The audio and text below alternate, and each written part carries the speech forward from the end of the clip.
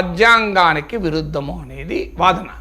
So రాజ్యాంగంలోని basic structure అంటే మీకు ఇందులో ముఖ్యమైన ప్రశ్న పొలిటికల్ పార్టీల సంగతి మనకు తెలుసు. టీడీపీ వైసీపీ ఈ 10 ఏళ్లలో ప్రతి సందర్భంలోనూ మధ్యలో ఒక్కసారి 1 ఇయర్ పాటు చంద్రబాబు నాయుడు 2019 ఎలక్షన్లకు ముందు ధర్మ పోరాట దీక్షలు చేసే సమయం మినహా మిగతా టైం అంతా టీడీపీ వైసీపీ బీజేపీకి సమర్థిస్తూనే వచ్చాయి కదా. ఇలా కొత్త ఏముందని అందరికీ తెలుసు ఎందుకు సమర్థించారు. దానిపైన మనం ఎంత తక్కువ మాట్లాడుకున్నంత బెటరు.